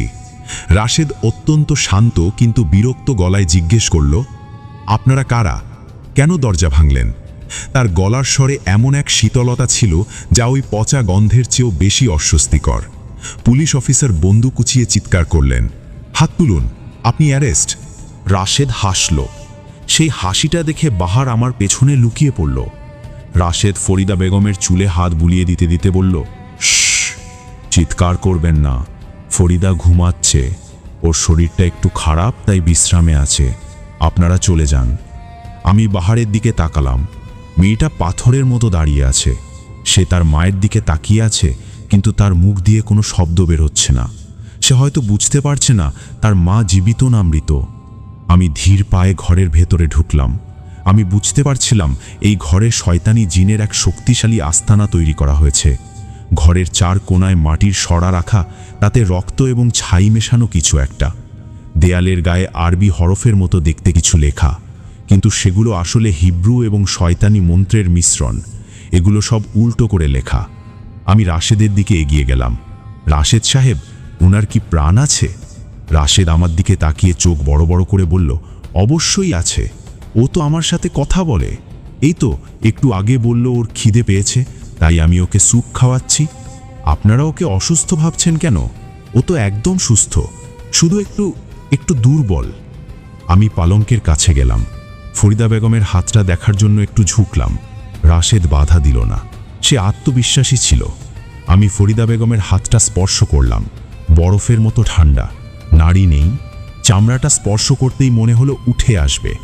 আমি ভালো করে লক্ষ্য করলাম তার গলার কাছে এবং হাতে পচন ধরেছে, সেখানে পোকা কিলবিল করছে। আমার নিজেরই দেখে কেমন বমি বমি পাচ্ছিল। সবচেয়ে ভয়ঙ্কর ব্যাপার হলো রাশেদ সেই পচা চামড়ার ওপরেই পরম মমতায় হাত বুলিয়ে দিচ্ছে। তার নাকে কি গন্ধ লাগছে না? তার চোখে কি এই পচন ধরা শরীরটা ধরা পড়ছে না? আমি পুলিশ অফিসারের দিকে তাকিয়ে মাথা নাড়লাম, ইশারা করলাম মারা গেছেন। বাহার সেটা বুঝতে পেরে এক গগনবিদারী চিৎকার দিয়ে ছুটে গেল মায়ের কাছে। মা, মা গো! বাহারের চিৎকারে রাশেদের মুখভঙ্গি বদলে গেল। সে হিংস্র বাঘের মতো গর্জন করে বাহারকে ধাক্কা দিয়ে সরিয়ে দিল। খবরদার, তোর মাকে ছবি না, তুই অশুভ। তুই আসার পর থেকেই ফরিদা অসুস্থ হয়ে পড়েছে, তুই চলে যা এখান থেকে। বাহার মেঝেতে পড়ে গিয়েও মায়ের দিকে হাত বাড়িয়ে কাঁদতে লাগলো। তুই আমার মাকে মেরে ফেলেছিস শয়তান, তুই খুনি। রাশেদ এবার উঠে দাঁড়ালো। তার উচ্চতা যেন হঠাৎ বেড়ে গেল, তার চোখ দুটো লাল হয়ে উঠল। সে ঘরের কোণ থেকে একটা লোহার রড তুলে নিল। আমি খুনি নই, আমি ওকে বাঁচিয়ে রেখেছি, আমি ওকে অমর করেছি। তোরা কেউ ওকে আমার কাছ থেকে নিতে পারবি না, ও আমার, শুধুই আমার। পুলিশ অফিসার গুলি করার প্রস্তুতি নিলেন, কিন্তু আমি তাকে বাধা দিলাম, কারণ আমি জানি এই মুহূর্তে রাশেদ একা নয়, তার শরীরের ওপর ভর করে আছে সেই খবিশ জিনগুলো। গুলি করলে রাশেদের কিছু হবে না, কিন্তু সে হয়তো আমাদের কাউকে মেরে ফেলবে। আমি উচ্চস্বরে আয়াতুল কুরসি পাঠ করতে শুরু করলাম। আমার সাথে আমার ছাত্ররাও যোগ দিল। কুরআনের আয়াত শোনার সাথে সাথে রাশেদ ছটফট করতে শুরু করলো। সে কানে হাত দিয়ে চিৎকার করতে লাগলো, থামা থামা এগুলো, আমার ফরিদা কষ্ট পাচ্ছে, তোদের আওয়াজে ওর ঘুম ভেঙে যাচ্ছে। আসলে ফরিদা বেগম কষ্ট পাচ্ছিলেন না, কারণ তিনি তো মৃত। কষ্ট পাচ্ছিল রাশেদের ভেতরে থাকা শয়তান। আমি পানির বোতলে ফুঁ দিয়ে সেই পানি রাশেদের গায়ে ছিটিয়ে দিলাম। পানি যা তার গায়ে লাগতেই মনে হলো অ্যাসিড লেগেছে। সে যন্ত্রণায় মাটিতে পড়ে গড়াগড়ি করতে লাগলো। তার মুখ দিয়ে ফেনা বের হতে শুরু করলো এবং সে অদ্ভুত সব ভাষায় গালিগালাজ করতে লাগলো। এই সুযোগে পুলিশ অফিসার এবং কনস্টেবলরা মিলে রাশেদকে ধরে ফেলল এবং হ্যান্ডকাফ পরিয়ে দিল। রাশেদ তখনও চিৎকার করছে, ফরিদা, আমাকে ছেড়ে যেও না, আমি আসছি। রাশেদকে ঘর থেকে বের করার পর আমরা ফরিদা বেগমের শরীরের দিকে মনোযোগ দিলাম। পুলিশ অফিসার ফরেনসিক টিমের জন্য কল করলেন, কিন্তু আমি জানতাম পোস্টমর্টেমের আগে এই ঘরটাকে পাক পবিত্র করতে হবে, না হলে এই লাশ এখান থেকে নড়ানো যাবে না। আমি বাহারকে কাছে ডাকলাম। মেয়েটা কাঁদছে। বাহার, শক্ত হও মা, তোমার মায়ের শরীরটা মারা গেছে অনেক আগেই, কিন্তু তার আত্মাকে রাশেদ কালো জাদুর মাধ্যমে এই ঘরে বন্দি করে রেখেছিল। এখন আমাদের তাকে মুক্তি দিতে হবে। আমরা ঘরের পর্দাগুলো ছিঁড়ে ফেললাম। দুপুরের রোদ এসে পড়ল ফরিদা বেগমের পচা গলা শরীরের উপর। আলো পড়তেই সেই কালো লালাগুলো কেমন যেন ধোঁয়ার মতো উবে যেতে লাগল। আমরা যখন ঘরটা তল্লাশি করলাম, তখন খাটের নিচ থেকে একটা কাঠের বাক্স পাওয়া গেল। বাক্সটা খুলতেই উপস্থিত সবাই শিউরে উঠল। বাক্সের ভেতরে মানুষের হাড়, কিছু চুল আর একটা মাটির পুতুল। পুতুলটার গায়ে অসংখ্য পিন ফোটানো, আর পুতুলটার পেটের কাছে একটা ছবি সাঁটানো, আর সেটা হলো বাহারের ছবি। আমি বুঝলাম রাশেদ শুধু ফরিদা বেগমকে নয়, বাহারকেও মারার পরিকল্পনা করেছিল। ওই যে বাহার আলমারির ভেতর থেকে টোকা শুনেছিল কিংবা নিজের প্রতিবিম্ব দেখেছিল, সেগুলো ছিল এই পুতুলের ওপর করা জাদুর প্রভাব। রাশেদ চেয়েছিল মা মেয়ে দুজনকেই মেরে তাদের আত্মাকে নিজের দাস বানিয়ে রাখতে। ফরেনসিক টিম এসে যখন লাশ নিয়ে যাচ্ছিল, তখন ডাক্তার জানালেন ফরিদা বেগম অন্তত 7 থেকে 10 দিন আগেই মারা গেছেন। উপস্থিত সবাই অবাক হয়ে গেল। 10 দিন? বাহারও অবাক হয়ে গেল। তার মানে এতদিন সে মৃত মায়ের সাথে ছিল, অথচ ও বুঝতেই পারেনি। আর এই 10 দিন ধরে রাশেদ একটা পচা লাশের সাথে বসবাস করছিল। সে লাশের মুখে খাবার তুলে দিচ্ছিল, লাশের সাথে কথা বলছিল। পুলিশের জেরার মুখে রাশেদ যা স্বীকার করেছিল, তা শুনে পুলিশ অফিসারদেরও রাতের ঘুম হারাম হয়ে যাবার অবস্থা। আয়াত হুজুর থামলেন, তার চোখ ছলছল করছে। তোমরা ভাবছ গল্প এখানেই শেষ? রাশেদ ধরা পড়ল, বাহার মুক্তি পেল, তাই না? না, শয়তানের উপাসকরা এত সহজে হার মানে না। ওরা যা করল তা আরও ভয়ঙ্কর। সৌরভ ভয়ে ভয়ে জিজ্ঞেস করল, ওরা কি করেছিল হুজুর? আয়াত হুজুরের ঘরের মোমবাতিটা প্রায় শেষ হয়ে এসেছে। গলিত মোম টেবিলের উপর জমে এক অদ্ভুত আকৃতি ধারণ করেছে। হুজুর চুপ করে আছেন। তার নীরবতাই যেন বলে দিচ্ছে গল্পের এই অংশটি বলা তার জন্য কতটা কষ্টের। আমি বললাম, হুজুর, তারপর কি হলো? কৌতূহল হচ্ছে তো। বাইরের ঝড়ের দাপট কিছুটা কমেছে, কিন্তু বাতাসের শোঁশো শব্দটা এখনও আছে। মনে হচ্ছে যেন হাজারো অশরীরী জানালার ওপাশে ফিসফিস করছে। হুজুর এক ঢোক পানি খেয়ে নিলেন, তারপর একটা দীর্ঘশ্বাস ছেড়ে বলতে শুরু করলেন, রাশেদকে যখন পুলিশ ভ্যানে তোলা হচ্ছিল, তখন সে পাগলের মতো হাসছিল। তার সেই হাসি দেখে উপস্থিত জনতার গায়ের লোম দাঁড়িয়ে গিয়েছিল। সে বারবার বলছিল, তোরা শরীরটাকে নিয়ে যাচ্ছিস, কিন্তু আত্মাকে আটকাতে পারবি না। আজ রাত 12টায় মিলন হবে, মহামিলন, হা হা হা বলে অট্টহাসিতে ফেটে পড়ল। পুলিশ তাকে রিমান্ডে নেয়, কিন্তু রিমান্ডে তাকে মারধর করার প্রয়োজন হয়নি। সে নিজে থেকেই গড়গড় করে সব স্বীকার করেছিল। তার স্বীকারোক্তি শুনে তদন্তকারী অফিসাররা পর্যন্ত শিউরে উঠেছিলেন। রাশেদ জানিয়েছিল সে ছোটবেলা থেকেই ফরিদা বেগমকে ভালোবাসত, কিন্তু সে ছিল গরিব ঘরের সন্তান, আর ফরিদা ছিল সম্ভ্রান্ত পরিবারের। ফরিদা তাকে পাত্তাই দেয়নি। সেই অপমান রাশেদ কখনো ভুলতে পারেনি। সে প্রতিজ্ঞা করেছিল একদিন সে ফরিদাকে নিজের করে পাবেই, সেটা জীবিত হোক বা মৃত। রাশেদ দীর্ঘ 15 বছর ধরে কালো জাদু বা সিফলি আমল শিখেছে শুধু এই দিনটার জন্য। সে আরও স্বীকার করে বাহারের বাবার সাথে তার মায়ের ঝগড়া, বাবার গ্লাস ভাঙা সবই ছিল তার জাদুর প্রভাব। সে জিনের মাধ্যমে তাদের সংসারে অশান্তির আগুন জ্বালিয়েছিল। কিন্তু সবচেয়ে ভয়ঙ্কর তথ্যটা ছিল ফরিদা বেগমের মৃত্যু নিয়ে। রাশেদ স্বীকার করে যে ফরিদা বেগম স্বাভাবিকভাবে মারা যাননি। রাশেদ তাকে এক বিশেষ বিষ প্রয়োগ করে ধীরে ধীরে মেরে ফেলেছিল। তার উদ্দেশ্য ছিল ফরিদা বেগমকে মেরে তার আত্মাকে মমি করে রাখা। সে বিশ্বাস করত বিশেষ তান্ত্রিক প্রক্রিয়ায় মৃতদেহের ভেতরেই আত্মাকে বন্দী করে রাখা যায় এবং সেই আত্মা তখন জাদুকরের দাস হয়ে থাকে। সে কারণেই সে লাশের পচন রোধ করার জন্য ঘরে ধূপ জ্বালাত এবং লাশকে ফরম্যালিন জাতীয় কেমিক্যাল দিয়ে মুছে দিত। সে প্রতিদিন লাশের সাথে সঙ্গম করত, যা কালো জাদুর এক অত্যন্ত নিকৃষ্ট ধাপ। রাশেদকে জেলের এক নির্জন সেলে রাখা হয়েছিল। তাকে কড়া নজরদারিতে রাখা হয় যাতে সে আত্মহত্যা করতে না পারে। কিন্তু শয়তানের উপাসকদের আটকানোর সাধ্য মানুষের নেই। সেদিন ছিল অমাবস্যা। ঘড়িতে রাত 12টা বাজার ঠিক আগ মুহূর্ত। জেলের পাহারাদার কনস্টেবল পরে জানিয়েছিল রাত 11টার পর থেকেই রাশেদের সেল থেকে অদ্ভুত সব আওয়াজ আসছিল। মনে হচ্ছিল সেলের ভেতরে অনেক মানুষ ফিসফিস করে কথা বলছে, অথচ সেলে রাশেদ একা। আর রাত ঠিক 12টায় কনস্টেবল এক বিকট বিড়ালের ডাক শুনতে পায়। জেলের ভেতরে বিড়াল ঢোকা অসম্ভব। কনস্টেবল দৌড়ে সেলের সামনে যায়। সে গাঠি রাশেদ সেলের মেঝের মাঝখানে হাঁটু গেড়ে বসে আছে। তার কপাল দিয়ে রক্ত ঝরছে। সে মেঝের ওপর নিজের কপাল ঠুকে ঠুকে ক্ষত বিক্ষত করে ফেলেছে, আর সেই রক্ত দিয়ে সে মেঝের ওপর একটা অদ্ভুত পেন্টাগ্রাম এঁকেছে। কনস্টেবল চিৎকার করে চাবি খুঁজতে লাগলো। ঠিক তখনই রাশেদ মুখ তুলে কনস্টেবলের দিকে তাকালো। রাশেদের চোখ দুটো আর মানুষের চোখ ছিল না, ওগুলো সম্পূর্ণ সাদা হয়ে গিয়েছিল। সে বিকৃত স্বরে বলে উঠল, ফরিদা এসেছে, ও আমাকে নিতে এসেছে, দরজা খুলে গেছে, হা হা। এরপর রাশেদ এক অবিশ্বাস্য কাণ্ড ঘটালো। সে নিজের জিভটা দাঁত দিয়ে সজোরে কামড়ে ধরল এবং এক হ্যাচকা টানে সেটা ছিঁড়ে ফেলল। ফিনকি দিয়ে রক্ত ছুটল। সেই রক্তে মাখামাখি হয়ে সে মেঝের ওপর লুটিয়ে পড়ল। কিন্তু মরার আগ পর্যন্ত তার মুখে ছিল সেই পৈশাচিক হাসি। পোস্টমর্টেম রিপোর্টে বলা হয়েছিল রাশেদ হার্ট অ্যাটাকে মারা গেছে, কিন্তু আমরা জানি সে আসলে তার আত্মাকে উৎসর্গ করেছিল সেই শয়তানি শক্তির কাছে, যাতে সে মৃত্যুর পরেও ফরিদা বেগমের আত্মার সাথে জুড়ে থাকতে পারে। হুজুর থামলেন।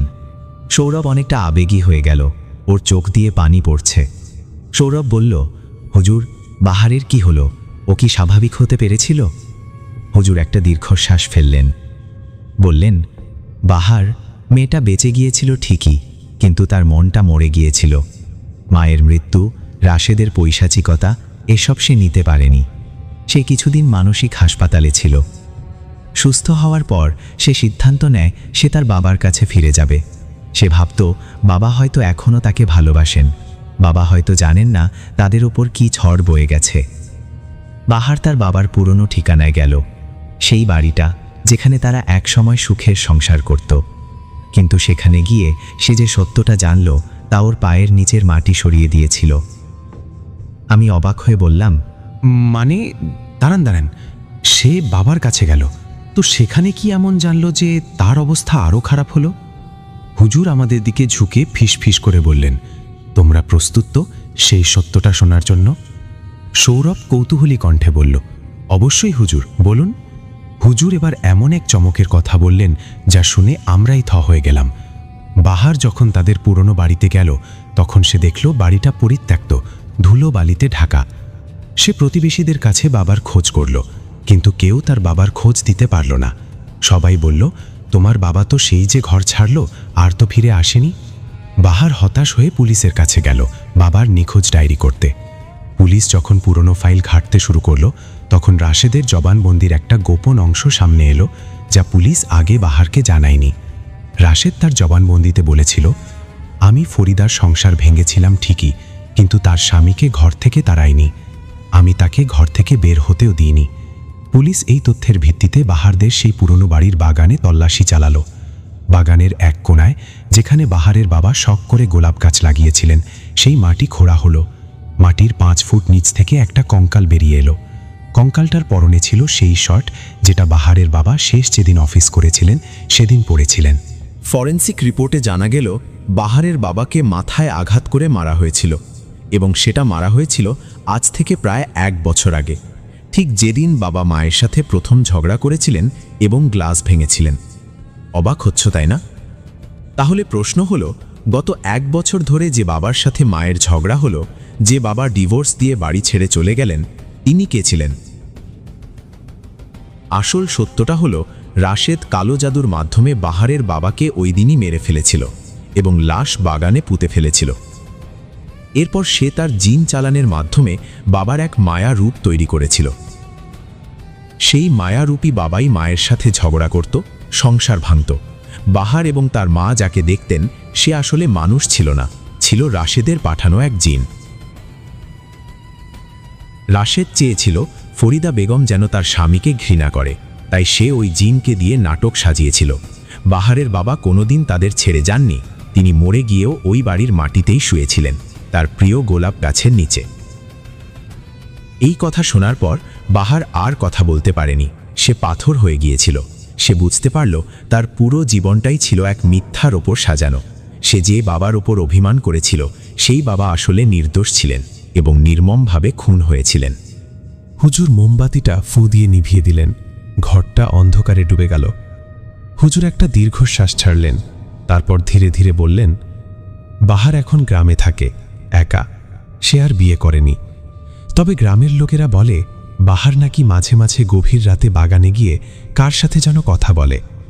সে বলে সে তার বাবাকে দেখতে পায়, আবার কখনো কখনো সে নাকি চিৎকার করে ওঠে, বলে ওরা এসেছে, ওরা মাকে নিয়ে যাচ্ছে। কালো জাদুর প্রভাব হয়তো কেটে গেছে, রাশেদ মারা গেছে, কিন্তু বাহারের মনে যে ক্ষত তৈরি হয়েছে তা কোনো দিন শুকাবে না। সে বেঁচে থেকেও এক জীবন্ত লাশ।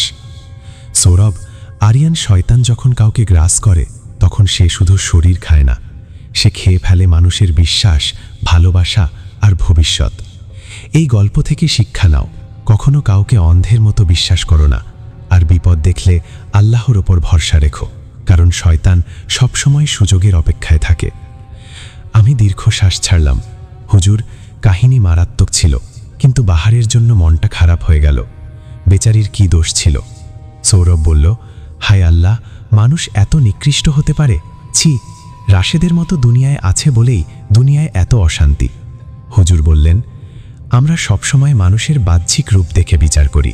যদি ভিতরের কুৎসিত রূপটা দেখতে পেতাম তাহলে এত বিপদ ছুঁতে পারত না আমাদের। আমরা যখন হুজুরের বাসা থেকে বের হলাম তখন রাত গভীর।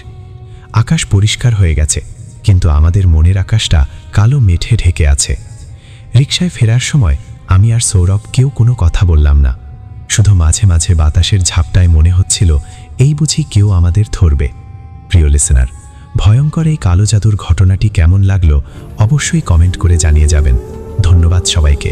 আসসালামু আলাইকুম।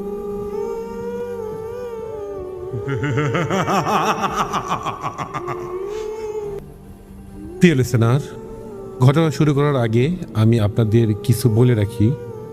মানুষের জীবনে কিছু কিছু ঘটনা ঘটে যায় যা মানুষ কল্পনাও করতে পারে না। মানুষ খুব কাছের মানুষকে আপনি মন থেকে বিশ্বাস করবেন, চিন্তা আসবে আপনি কখনো এর প্রতি আপনার দ্বারাই কোনো ক্ষতি হবে না, কিন্তু এমন পর্যায়ে যায় যখন দেখবেন ওই মানুষটাই আপনার ক্ষতি করছে, এ যদি বুঝতে পারেন তাহলে মানুষের প্রতি আর মানুষের বিশ্বাসটা থাকে না, উঠে যায়। কেননা কাছের মানুষ আঘাত দিলে সেটা সহ্য করা যায় না, দূরের মানুষ আঘাত দিলে সরানো যায়। চলুন এরকমই একটি ঘটনা আপনাদের মাঝে আজকে উপস্থাপনা করব। ঘটনাটি পাঠিয়েছেন ইমরান নামে একটি ছেলে। ওদের গ্রামে ঘটনা ঘটেছে, বাসা কাহালুতে। দুই ভাই, নাম হচ্ছে ফারুক আর সালাম। সালাম বড় ভাই, ফারুক ছোট ভাই। তাদের বাবা মা মারা গেছে, কিন্তু বাবা বেঁচে আছে। দুই বাচ্চার মুখের দিক তাকিয়ে তার বাবা আর বিয়ে শাদী কিছু করেনি। বাবার বয়সী ভালো, ঠিক 50-এর মতো। দুই ভাইয়ের মধ্যে বড় ভাই বিয়ে করেছে সালাম, এবং ছোট ভাই বিয়ে করার জন্য পাত্রী দেখতেছে। তে মেয়ে দেখা ক্ষেত্রে অবশ্যই বাবা বড় ভাইয়ের উপর দায়িত্ব থাকে, আমরা ঠিক জানি। তে বড় ভাই এবং তার বাবা মেয়ে দেখার জন্য প্রস্তুতি নিয়েছে। কিন্তু এখানে একটা জিনিস হচ্ছে, বারবার ফারুকের বিয়ে ভেঙে যায়। বারবার বিয়ে ভেঙে যাওয়ার কারণে তার ভাই হতাশ। তখন তার ভাবি বলে, ফারুকের ভাবি বলে, একটা ভেঙে গেলে আরেকটা হবে, দেখতে থাকি, সমস্যা কি, দেখতে দেখতে একটা হয়ে যাবে ফারুক, তুমি টেনশন করো না। ফারুককে বলে তার ভাবি। হ্যাঁ, এরকম করতে করতে ঠিক 6 মাস পার হয়ে যায়। 6 মাস পার হওয়ার ক্ষেত্রে আরেকটা কথা বলে রাখি, ফারুকের বাবার ঠিক 15 থেকে 20 বিঘা সম্পত্তি, এদিকে বিঘা বলে, 20 বিঘা সম্পত্তি এবং বাড়ি ঘরের জায়গাটিও অনেক ভালো, আর বেশি আর কি, ভালোই। পাড়ার মধ্যে একটা প্রভাবশালী ব্যক্তি হচ্ছে ফারুকের বাপ। তো ফারুকের লেখাপড়া শেষ, সালাম লেখাপড়া করে চাকরি না করে ব্যবসা করতেছে। ব্যবসা করে তার বউ, একটি বাচ্চা আছে এবং বাবা ভাই সবাই মিলে চলাফেরা মানে থাকে আর কি। কিন্তু এর মাঝে কথা হচ্ছে, ফারুকের অবসর সময়টা সালামের দোকানে মানে ব্যবসার ক্ষেত্রে কেটে যায়, কেননা তার বড় ভাইকে সাহায্য করে, যেহেতু জয়েন্ট ফ্যামিলি, সবাই একসাথে খাওয়া দাওয়া সব কিছু একসাথে থাকে। তো এরকম করতে করতে ফারুকের বিয়ে হয় না। এক সময় একটা বিয়ের ঠিকঠাক সব কিছু, ফারুকের পছন্দ, ফারুকের বাবার পছন্দ, ভাইয়ের পছন্দ, তার ভাবির কেন জানি পছন্দ না। তার ভাবি বলে মেয়েটা মনে হয় ভালো হবে না, মানে ভাবির শুধু আপত্তি থাকে, বাদ বাকি কারো আপত্তি নেই, সবাই জানে ভালো। আর ফারুক, তার ভাই, সবাই খোঁজ খবর নিয়েছে ভালো। তো ফারুকের ভাবি ওখানে বিয়ে দিবে না। কেন দেবে না? যেহেতু বিয়ে বারবার ভেঙে যাচ্ছে, কেন ভেঙে যাচ্ছে সেটাও জানে না। তো এটা যখন ঠিক হয়েছে তখন ফারুকের বাবা বলে, তাহলে এটা হাতছাড়া করবো না, এটাই বিয়ে দিয়ে দেবো। কিন্তু তার ভাবির অমত। তার ভাবি মেয়েদের বাসায় গেছে এক সময়, যাওয়ার পর বলছে ছেলে ভালো না, ছেলে খুঁতা, এতটি মেয়ে দেখছে তাও বিয়ে হয়নি, আপনারা কেন বিয়ে দিবেন, আপনাদের মেয়ের জীবনটা শেষ করেন না, তাই বলে চলে যাচ্ছে। তখন ওই মেয়ের বাবাটা, ফারুকের বাবা বলছে, দেখেন আপনাদের কাছের লোকে আপনার ছেলের বিষয়ে অনেক খারাপ খারাপ কথা বলে গেছে, তো ওখানে বিয়ে কেমন করে দিই বলেন। তখন বলতেছে কে কথা বলছে? তখন ফারুকের বাবা, মেয়ের বাবাটা বলার জন্য রাজি হয় না। ফারুকের বাবা অনেক অনুরোধ করে বলার জন্য, কিন্তু বলে না। কে বললো এরকম করতে করতে হঠাৎ করে বিয়েটা ভেঙে দিয়েছে মেয়ের বাবা। তারপরে ফারুকের হতাশ হয়ে পড়ছে। ফারুক বলতেছে, না এখন আর বিয়ে শাদী করবো না, যাক কিছুদিন সময় পার হয়ে যাক, জানি না কেন এরকম হচ্ছে। ফারুকের ভাইও হতাশ। কিন্তু যেদিন থেকে শুনতে পারছে ফারুকের বিয়ে ভেঙে গেছে, তখন ফারুকের ভাবি খুব খুশি। ফারুক রাতে ঘুমাচ্ছে, ঘুমের মাঝে দেখে ঠিক রাত 2টার দিকে বাড়ির টিনের ওপর কে জানি ঢেল মারতিছে। ফারুক বাসা থেকে রুম থেকে বের হওয়ার পর দেখে টিনের ওপর কেউ নেই। ফারুক আবার রুমে চলে যায়, তারপর ঘুমিয়ে পড়ার পরে পরের দিন সকালে নাস্তা মাস্তি করে দোকানে যায়। করার পর তার পরের দিন, দ্বিতীয় দিন রাতে ফারুক যখন ঘুমাচ্ছে, তখন ঠিক রাত 12টার দিকে দেখে বাড়ির টিনের ওপর, মানে মানুষ যেমন হাঁটে এরকম পায়ের ছাপ মরমর করতেছে, মানে কেউ জানি হেঁটে যাচ্ছে। ফারুক ভাবলো এত রাত্রে টিনের ওপর কে হাঁটে, এর স্পষ্ট বোঝা যাচ্ছে কেউ জানি হেঁটে যাচ্ছে। ফারুক বাসা থেকে বের হওয়ার পরে ওপর টিনের ওপর লক্ষ্য করে দেখে কেউ নেই, টিন একটাই ঠিক, টর্চ লাইট যেন দেখে সব কিছু ঠিক আছে। তাহলে হাঁটলো, অবশ্যই টিনের ওপর এরকম করে হাঁটলে টিনের দাগ থাকবে পাও বসে যাওয়ার, সেটাও নেই। আগেকার গারস্থ মানুষ তো, মানে ছাদ দেওয়া বাড়ি না, টিন দেওয়া বাড়ি আর কি। তখন ফারুক আমার রুমের মধ্যে চলে আসে। ফারুক আসার পরে দেখে তাদের আঙিনার মধ্যে কি যেন একটা খসখস শব্দ হচ্ছে। তখন ফারুক আস্তে আস্তে দরজাটা খুললো। দরজা খুলে দেখে তাদের ওখানে একটা আমের গাছ ছিল, ছোট একটা আমের গাছ। আমের গাছের গোড়ায় কি যেন দেখা যাচ্ছে কালো, কিন্তু আমের গাছটা যত বড়, আমের গাছের ডালের ফাঁক দিয়ে মনে হচ্ছে একটা মানুষ দাঁড়িয়ে আছে, একবার আমের গাছের মাথার উপর মাথা, আর পা হচ্ছে আমের গাছের গোড়ায়। এত বড় মানুষ হতে পারে? তখন ফারুক একটু ভয় খেলো। কে এটা? কিছু বলে না, শব্দ হয়, আমের গাছের পাতা নড়ে। ফারুক আস্তে আস্তে করে 1 ধাপ 2 ধাপ করে এগিয়ে যায়, কাউকে দেখে পায় না। টর্চ লাইট জ্বলাই আমের গাছের দিকে, সব ক্লিয়ার, কিছু নেই। টর্চ অফ করে আবার ওই অবয়ব দেখতে পায়। তখন ফারুক বুঝতে পারে এটা কখনো মানুষ হতে পারে না, যেহেতু ফারুক শিক্ষিত। আর ফারুক তখন দোয়া দুরুদ পড়ে এবং তখন ফারুক সূরা ফাতিহা, সূরা নাস, ইখলাস এবং সূরা ফালাক 3টা পড়ে ফু দেয় কয়েকবার। ফু দেওয়ার সাথে ক্ষণিকের মধ্যে দেখে মনে হয় আমের গাছের মাথার উপর থেকে কালো ধোয়ার মতো কি জানি বের হয়ে চলে যাচ্ছে। আর অবয়ব দেখতে পায় না, কিছু দেখতে পায় না। ফারুক রুমের মধ্যে চলে আসে। আসার পরে ফারুকের সারা রাত যদি একটা কথাই মনে পড়ে, ওটা কি দেখলাম, কি দাঁড়িয়েছিল, আর ওটা জিন চলে গেল, তাহলে ওটা কি আমার চলে যাচ্ছিল আমাকে ভয় দেখানোর জন্য? কিন্তু ফারুকের মনের মধ্যে খুব একটা ভয় জিনিসটা সৃষ্টি হয়নি, কেননা ফারুক একটা কষ্টে আছে, হওয়া বিয়ে ভেঙে গেছে, এই কষ্টে কাতর হয়ে আছে, এই জন্য এইসব কিছু দেখে ওই ভয় করেনি। হ্যাঁ, দিন চলে যায়। পরের দিন তার বাবা, ভাই, ভাবি সবাই ভাত খাইতে বসছে একসাথে। ভাত খাইতে খাইতে গল্প করে, আমি এরকম কিছু একটা দেখছি। তখন ফারুকের ভাই বলে, তুই মাথার মধ্যে টেনশন নিয়ে শুয়ে আসু, এই জন্য এরকম দেখছু।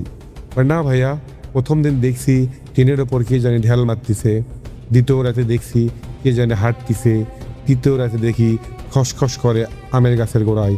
আমি যখন দরজাতে খুলে বের হলাম তখন এরকম দৃশ্য দেখলাম। আমি পবিত্র কোরআনের কালাম কিছু সূরা পড়ে ফু দেওয়ার পরে ওই কালো ধোয়ার মতো আমের গাছের মাথার উপর দিয়ে বের হয়ে চলে গেছে। আমি নিজে চোখে দেখছি ভাইয়া। তখন তার বাবা বলে, ভাত খা, চুপ করে থাক। তাই বলার পরে সবাই ভাত খেলো। ফারুকের মনের মধ্যে একটা আসলো, আমার কথা কেউ বিশ্বাস করলো না, কিন্তু তার বাবা সেটা বিশ্বাস করছে। তার বাবা বুঝতে পারছে কিছু একটা হচ্ছে। তখন তার বাবা বুঝতে পারছে মনে হয় আমার ছেলেকে কেউ একটা কিছু করছে বিয়ে আটকে রাখার জন্য, আর ওই জিনের মাধ্যমেই বিয়ে ভেঙে যাচ্ছে। এ কথা বলার পরে ফারুকের বাবা চলে যায় মসজিদ একটা ইমাম সাহেবের কাছে। যাওয়ার পর হুজুরকে বলে, হুজুর এই বৃত্তান্ত একটু দেখবেন, আমাদের বাসায় যাবেন। তখন বলতেছে, আপনি ফারুককে নিয়ে আসবেন, আমি একটা ঝাড়া দিয়ে দেব এবং একটা তাবিজ দিয়ে দেবো। হ্যাঁ, সেই দিন ফারুক যায় মাগরিবের সময় তার বাবার সাথে। যাওয়ার পরে একটা তাবিজ দেয় এবং কিছু ঝাড়া দিয়ে দেয়। ফারুক চলে আসে। দীর্ঘ 3 দিন আর কোনো সমস্যা হয় না। ঠিক 4 দিনে মাত্র ফারুক ঘুমিয়ে পড়ছে। রাত 3টার দিকে দেখে খাটের নিচে মনে হয় শব্দ হচ্ছে। ফারুক ঘুমের মাঝ থেকে উঠে দেখে তার খাট মনে হয় নড়তিছে। তখন ফারুক ভাবলো খাটের মধ্যে কি, বুঝতে পারলাম না। তখন ফারুক ভাবলো হয়তো ঘুম থেকে উঠছি, এই জন্য এরকম হচ্ছে। খাটের নিচে একটু চোখ দিল, দেওয়ার পর দেখে কিছু নেই, আবার শুয়ে পড়ে। অল্প একটু পর আবার খাট লড়ে।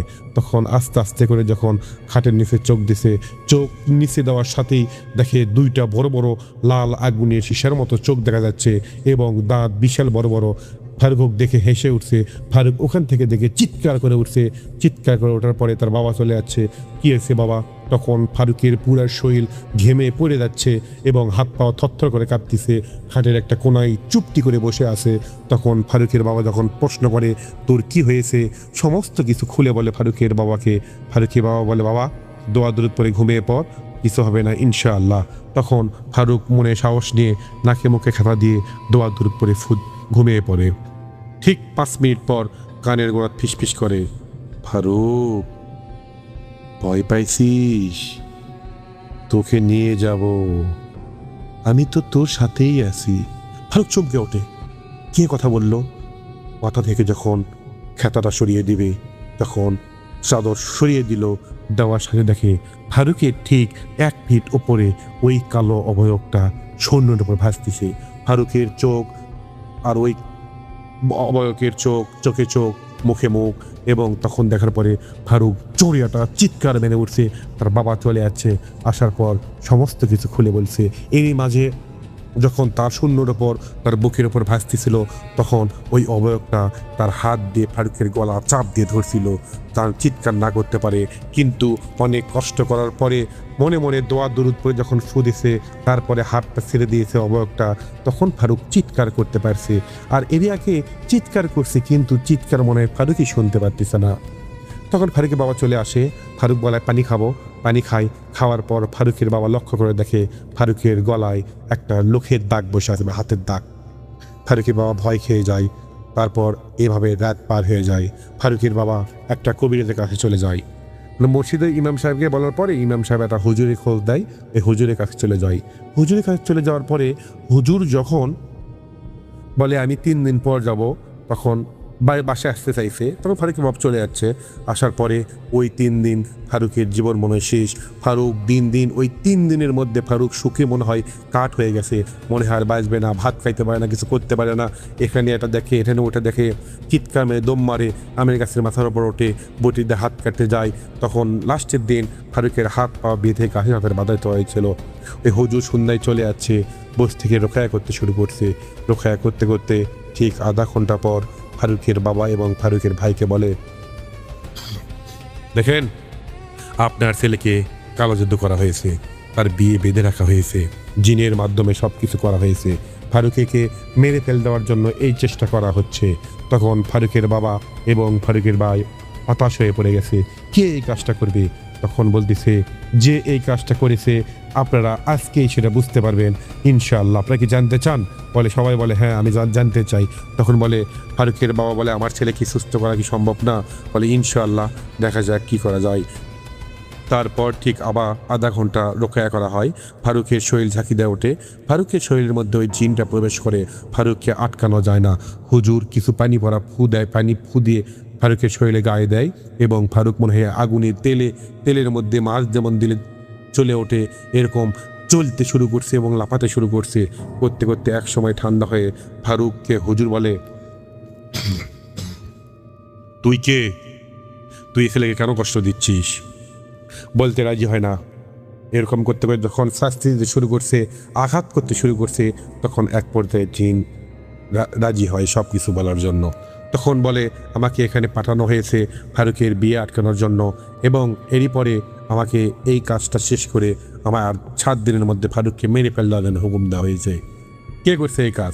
এই কাজ করছে হুজুরকে একটা ওস্তাদ, ওই কবিরাজের কার মাধ্যমে করছে? তখন ওই জিনটা বলে, ফারুকের ভাবি এই কাজ করেছে। ফারুকের ভাবিকে এখানে নিয়ে আসা হলো। ফারুকের ভাই অবাক হয়ে গেল, ফারুকের বাবা অবাক হয়ে গেল। ফারুকের মা নেই, ফারুকের ভাবি মায়ের মতো দেখে, ফারুকের ভাবি এই কাজটা করতে পারলো? তখন জিনকে বলে, কেন করছে? বলতেছে সমস্ত সম্পত্তি পাওয়ার জন্য। কেননা 2 ভাই যখন ফারুক বিয়ে করবে, সম্পত্তি বাড়িঘর সব কিছু ভাগ হবে, এই সব কিছু ফারুককে দিবে না, এই জন্য এই লোভে পড়ে ফারুকের ভাবি এই কাজটা করেছে। ফারুককে মেরে ফেলে দিয়ে সমস্ত সম্পত্তি নিজে নেওয়ার জন্য এই কাজটা করেছে। এত বড় কালো জাদু করেছে ফারুকের ওপর প্রাণী মেরে ফেল দেওয়ার জন্য।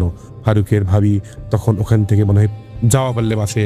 ফারুকের ভাই যখন নিয়ে এসে মারতে শুরু করছে, তখন এক পর্যায়ে ফারুকের ভাবি সব ভুল স্বীকার করছে এবং ক্ষমা চাইছে। ফারুকের ফারুকের বাবার পাও ধরে ক্ষমা চাইছে। তখন ফারুক বলছে, এরকম হওয়ার পর জিন চলে গেছে, মানে জিনকে হুকুম দিয়েছে, অর্ডার দিয়েছে এবং শপথ করে এখান থেকে বিদায় করে দেওয়া হয়েছে এবং ফারুক তার ভাবিকে ক্ষমা করে দিয়েছে।